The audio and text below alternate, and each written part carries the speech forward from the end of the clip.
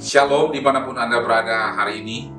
Kita berjumpa lagi dalam renungan tengah minggu yang saya beri tema puasa untuk sebuah terobosan.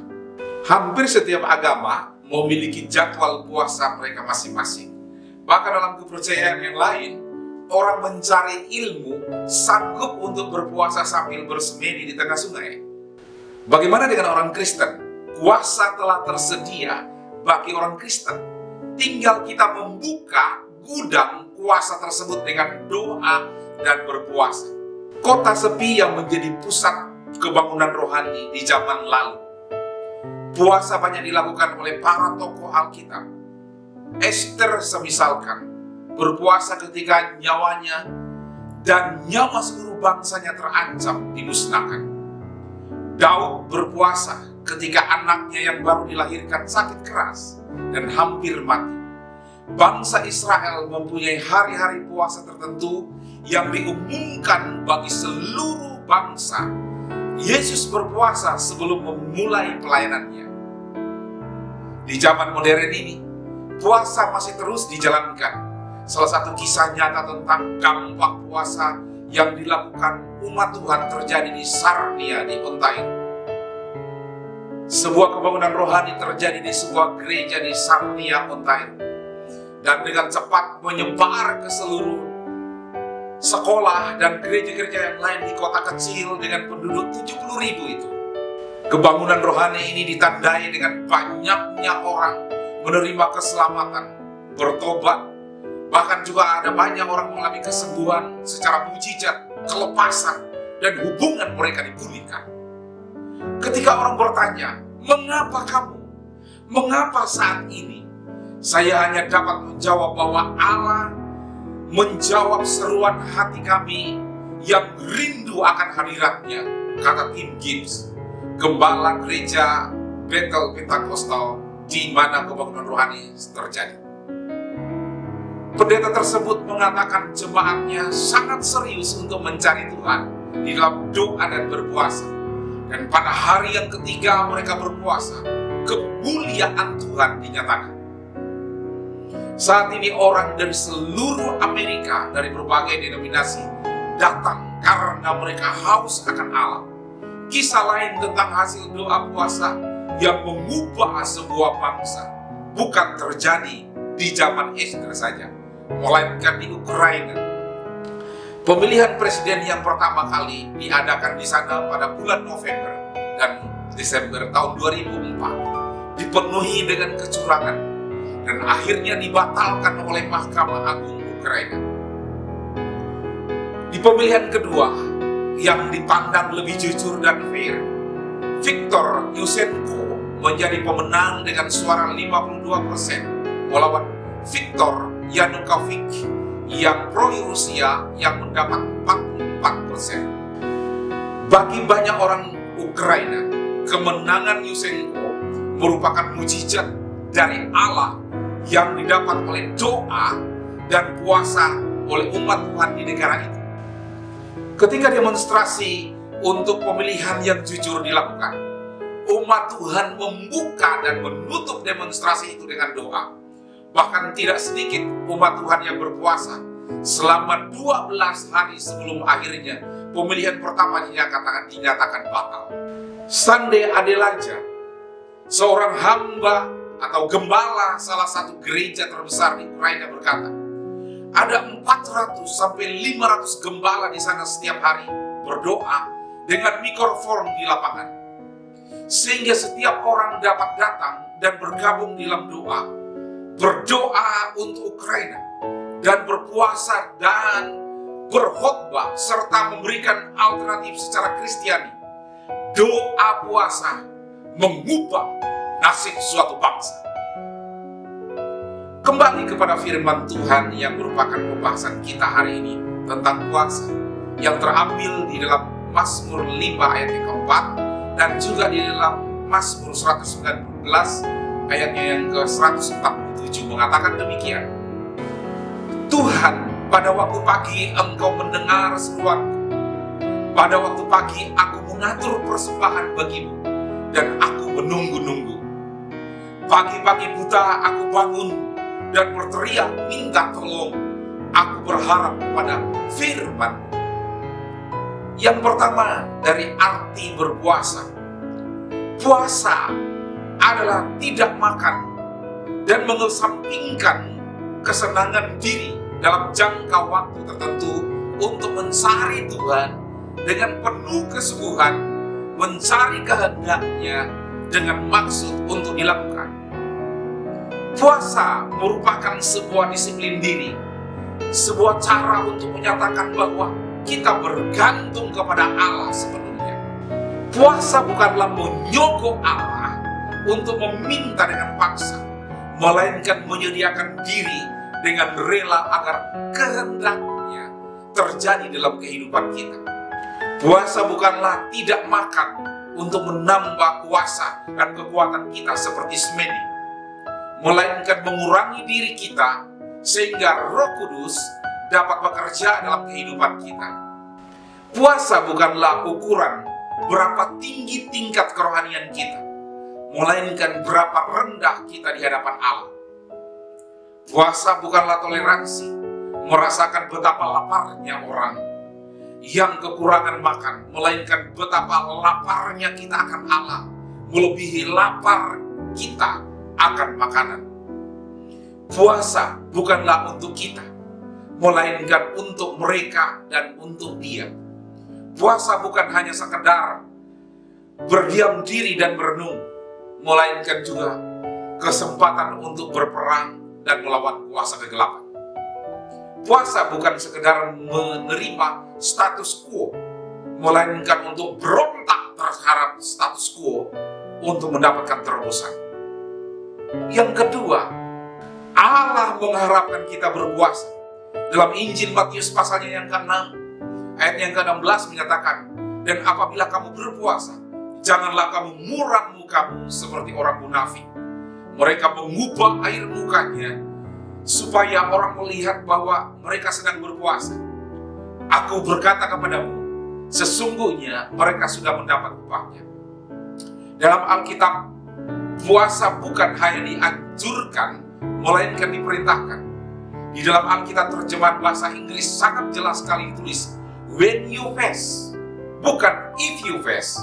Atau jika diterjemahkan secara bebas, bila mana atau saat kamu berpuasa, bukan jika kamu berpuasa. Kata jika memberikan pilihan, boleh dilakukan dan boleh tidak dilakukan.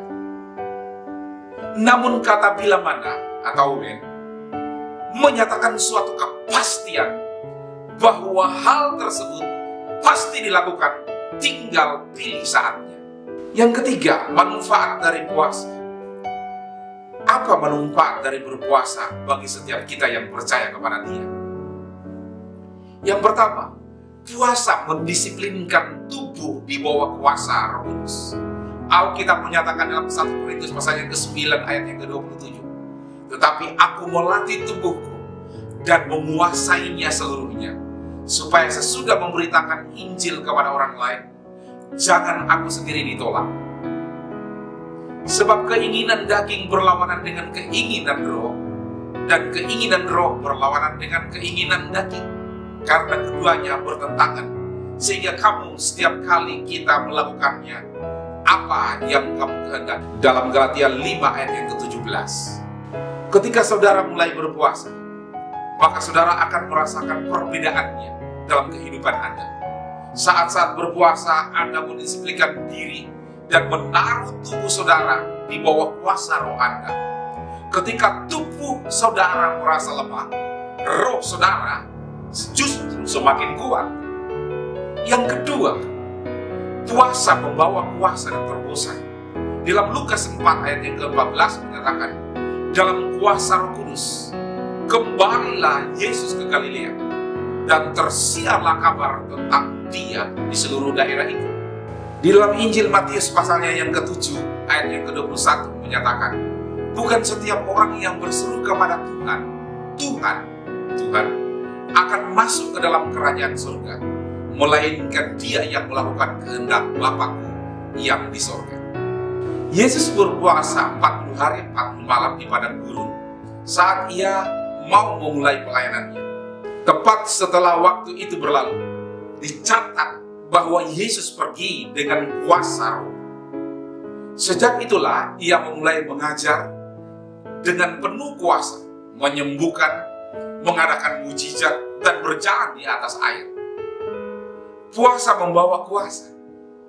Demikian pula yang terjadi ketika murid-murid bertanya kepada Yesus, mengapa mereka tidak dapat mengusir setan? Yesus menjawab bahwa jenis itu hanya dapat usir dengan doa dan berpuasa. Terobosan yang Anda butuhkan mungkin dalam hal secara rohani, dapat juga dalam hal secara emosi atau kebiasaan sehari-hari, bisa juga dalam hal-hal yang sehari-hari, contoh dalam bidang keuangan, dalam bidang ekonomi. Apapun juga terobosan yang saudara butuhkan dapat diperoleh melalui doa dan puasa.